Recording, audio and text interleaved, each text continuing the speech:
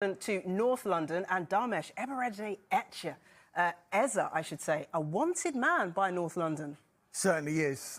We brought you the news earlier on this week that Arsenal were exploring the conditions of a deal potentially for Gyokeres Eze. They continue to explore those conditions. He is now emerging, we think, as a big target for Arsenal in this transfer window, and we think that's independent of any of their other potential recruitment in the forward areas, be it a striker or a winger or a number 10. Now, I'm also told today that Gyokeres Eze would be open to a move to Arsenal. He's an ambitious footballer.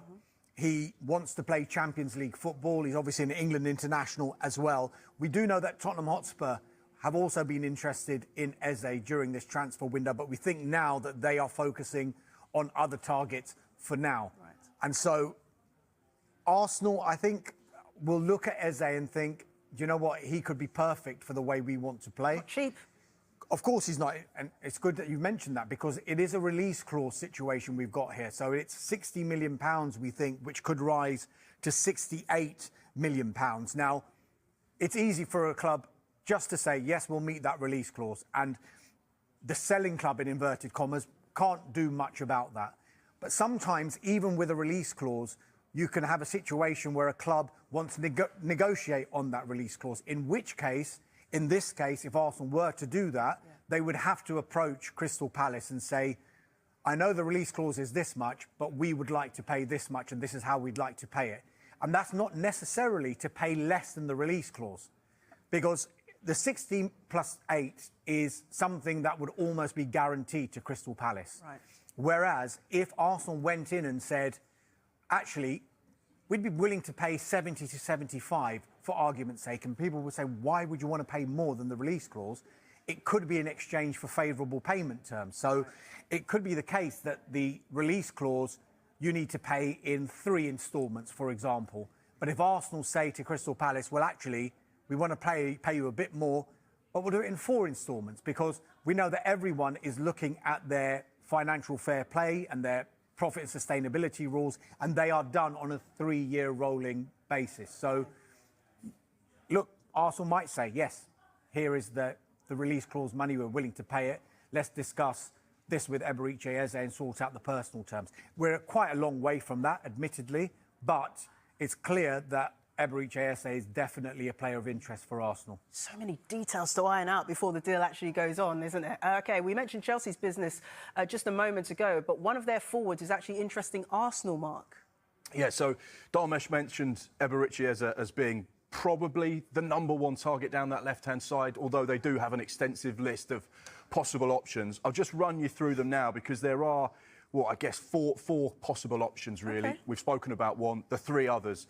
They are ambitious. Nico Williams is obviously someone of interest. However, he's made it very clear that he wants to go to Barcelona. So the chances of him ending up in North London over the course of this summer, very, very slim. The other player, Rodrigo at Real Madrid, someone that's won everything, but comes with a very high price tag. We understand probably going to cost around 90 million to get Rodrigo out of Real Madrid over the course of this summer. The other one, which is definitely a possibility, Noni Madueke. He's become an England regular over the last 12 months or so, 23 years old. His name is under consideration by Mikel Arteta and Andrea Berta as someone potentially that could fill that left-hand void.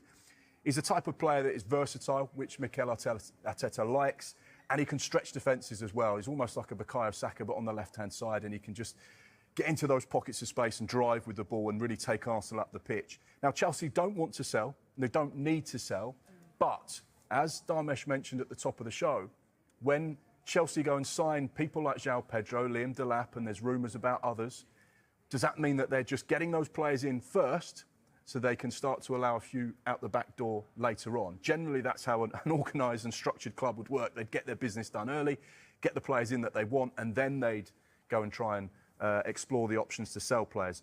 But Noni Madueke, definitely a player on Arsenal's radar and definitely one to keep an eye on. Okay. I know Mark's mentioned all of these attacking players, and the one position that Arsenal will desperately want to fill. What is it? Because I'm not sure what it is. Of course, it is the striker, the number 9. The fans have been calling out for it for the last 2 or 3 transfer windows.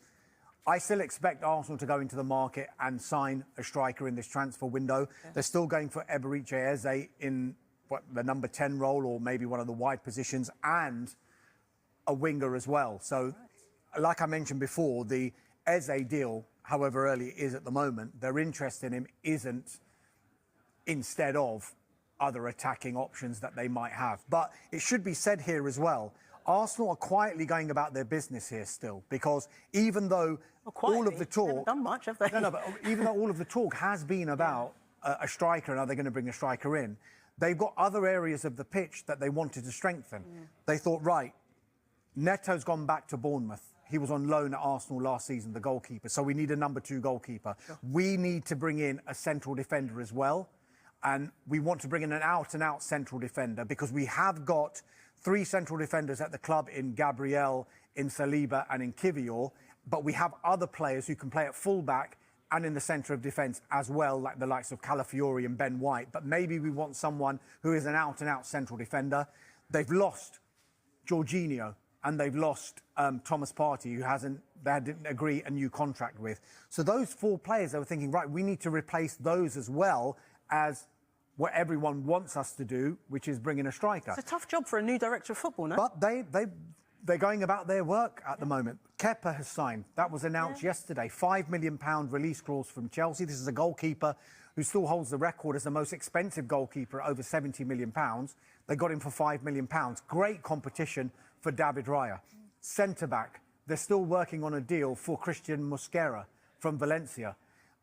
Valencia wanted him to sign a new contract, but once Arsenal's interest became very apparent, Mosquera was of the thinking, I actually want to go to Arsenal.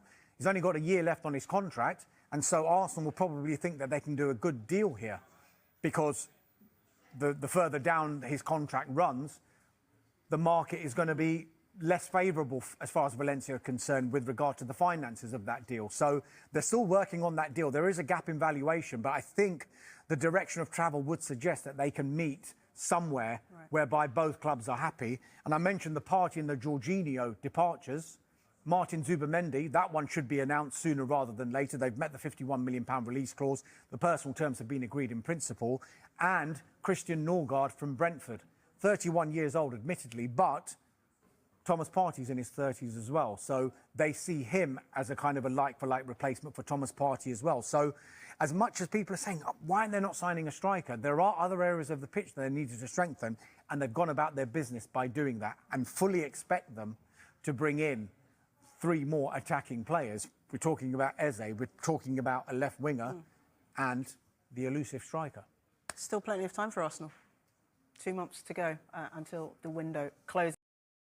Mikel Arteta's squad is set to receive the reinforcements required to launch an even stronger Premier League title challenge, but hurdles remain around Victor Gyokeres' arrival from Sporting Lisbon. Arsenal's move for Victor Gyokeres appears to be back on track following various reports around clauses being activated and personal terms being agreed. Yet the biggest stumbling block of all remains with Sporting Lisbon not yet showing signs that they will succumb to accepting a lower fee than his £100 million release clause.